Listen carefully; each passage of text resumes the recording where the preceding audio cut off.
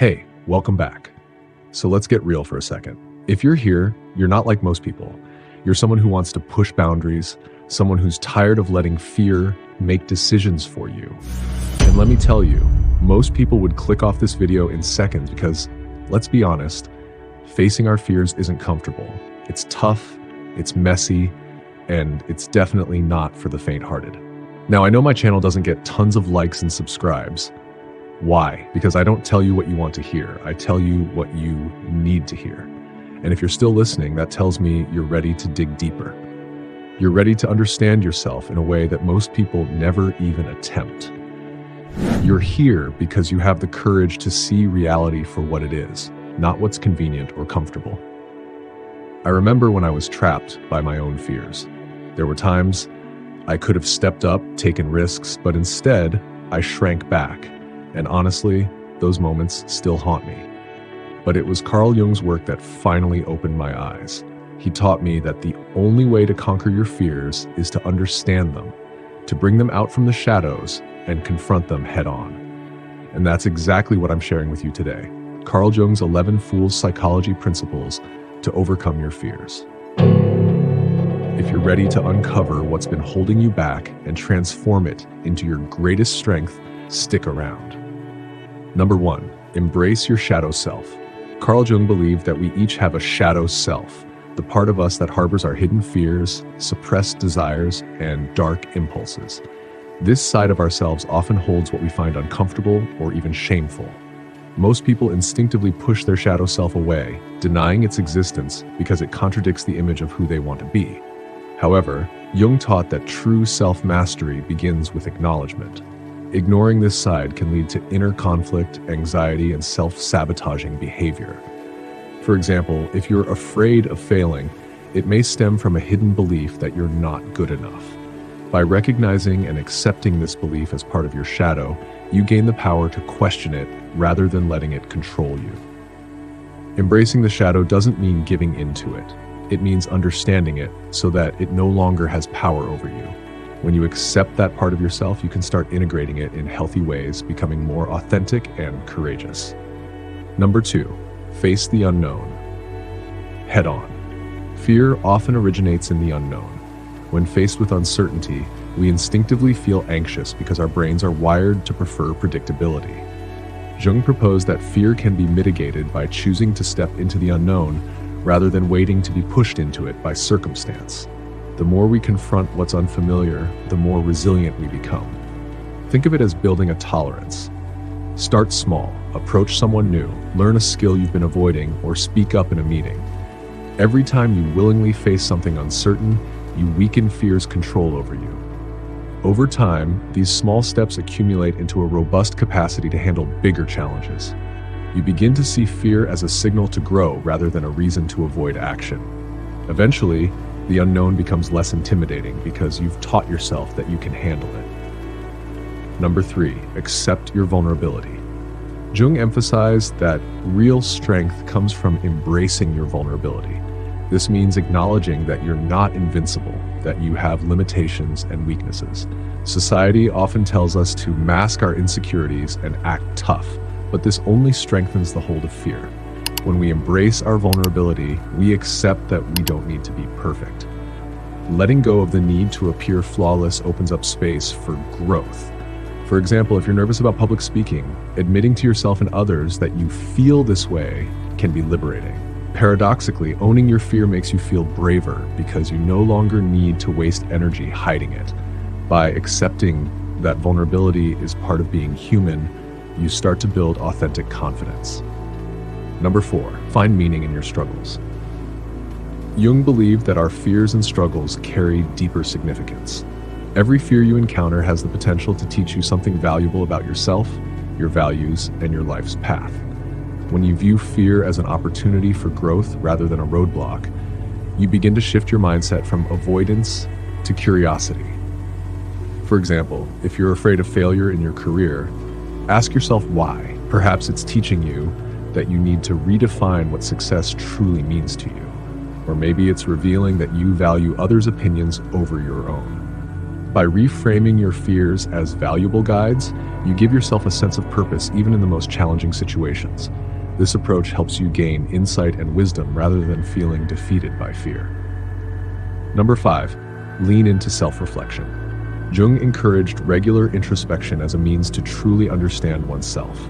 By taking time each day to reflect on what triggers your fears, you develop an awareness of their origins. Often, fear arises from past experiences or beliefs you may not even be fully conscious of. Journaling, meditation, or simply taking a few moments of silence can help you connect with your inner self. For instance, if you fear rejection, spend time examining when you first felt this fear. Perhaps it dates back to childhood or a particularly painful experience. By understanding where this fear originated, you can start to break its hold on you. Rather than avoiding these triggers, study them and become curious about them. Self-reflection allows you to dissect fear's roots, making it less daunting and more manageable. Number 6, turn fear into curiosity. Fear can keep us from exploring the unknown, but Jung believed that curiosity could help us overcome this barrier. Rather than seeing fear as something that stops us, Jung encouraged us to transform it into a drive to learn and explore. For instance, if you're afraid of starting a new job or moving to a new place, try to approach it with curiosity. Instead of focusing on all the things that could go wrong, get excited about the possibilities you might discover. Curiosity opens you up to new ideas, experiences, and people, expanding your mind and resilience. It's like switching from asking, "What if this fails?" to "What if this is the best thing that ever happens to me?" The more curious you become, the less room fear has to control you, turning what once felt intimidating into a growth opportunity. Number 7, accept the process of individuation. Jung called the journey of self-discovery individuation, which is the process of becoming your true self, apart from the roles and expectations others place on you. Individuation is challenging because it requires looking within to find out who you truly are, even if it means breaking away from societal norms or the expectations of friends and family. Imagine you're in a career because others told you it was safe or prestigious, but deep down, you feel unfulfilled. Individuation would involve exploring what you genuinely want, which may mean redefining your path. This journey takes courage, as you're often stepping away from what's comfortable. But by pursuing this path, you not only grow into an authentic version of yourself, but you also gain resilience, as the fear of judgment or rejection becomes less significant. The more you embrace who you are, the less power fear has over you. Number 8, confront your past traumas. Jung believed that many fears are rooted in unresolved traumas from our past. These experiences, whether they're painful memories or past failures, can linger in our subconscious and shape our present fears and behaviors. Avoiding them only allows them to fester and grow stronger. Confronting these memories can be difficult, which is why Jung advocated for seeking help, such as through therapy or talking with a trusted friend. For example, if you're afraid of forming close relationships because of a past betrayal, facing that trauma can help you move forward. By revisiting these experiences, you start to understand how they influence you, which helps reduce their emotional hold. Confronting your past allows you to reclaim control, making space for healthier thoughts and actions. Number 9, redefine your success and failure.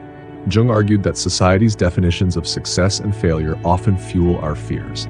Many people are afraid of failing because they see it as a reflection of their worth or a public embarrassment. But Jung encouraged people to define success and failure on their terms, which helps remove fear's grip. Imagine you want to start a new business, but you're held back by the fear of it failing. Instead of defining success solely as financial gain or public approval, you could redefine it as personal growth or the chance to do meaningful work. By creating your own measures of success, failure feels less daunting because it's no longer about meeting external standards. This mindset makes you more willing to take risks and try new things without the paralyzing fear of being judged. Number 10, see fear as a signal. Jung viewed fear as a valuable signal, an indicator of areas in our lives where we have the most potential for growth. Rather than seeing fear as something to avoid, he suggested treating it as a guide. For example, if you feel a strong sense of fear about speaking up in a meeting, It might be a signal that developing your confidence in public speaking could lead to growth. Instead of running from the fear, ask yourself what it's trying to teach you. Fear often points towards something we've been avoiding because we know it's challenging. By treating fear as a signal rather than a barrier, you use it as a personal guide toward what you need to address for your own development. Number 11, embrace your fears as part of life. Jung understood that fear is a natural part of the human experience. Trying to eliminate fear completely is unrealistic and can lead to disappointment or frustration. Instead, Jung advised us to aim to integrate our fears, accepting them as a part of life. This doesn't mean letting fear control you. Rather, it's about making peace with it so it doesn't hinder you. For example, if you're afraid of failure, instead of trying to eliminate that fear, acknowledge it as part of your journey. Recognize that fear will accompany you in new situations, and that's okay. When you stop fighting against fear and allow it to coexist with your ambitions and goals, it loses its power to limit you. This approach frees you to live a fuller life, as fear becomes just another part of the journey, not a roadblock. So there you have it, Carl Jung's 11 Fool Psychology Principles to Overcome Fear. Remember, fear isn't here to destroy you, it's here to push you toward growth. By embracing these principles, you're choosing to live with courage and purpose, not letting fear control you. And if you're still watching, that tells me you're serious about this journey. You're someone who wants more out of life, who dares to challenge themselves, who's not afraid of hard truths. So if this video resonated with you, give it a like, hit that subscribe button, and join me for more deep dives into the power of psychology. Share this video with someone who's so ready to break free from their fears. Remember, the only thing standing between you and the life you want is the courage to confront yourself. You've got this. Let's keep going forward together.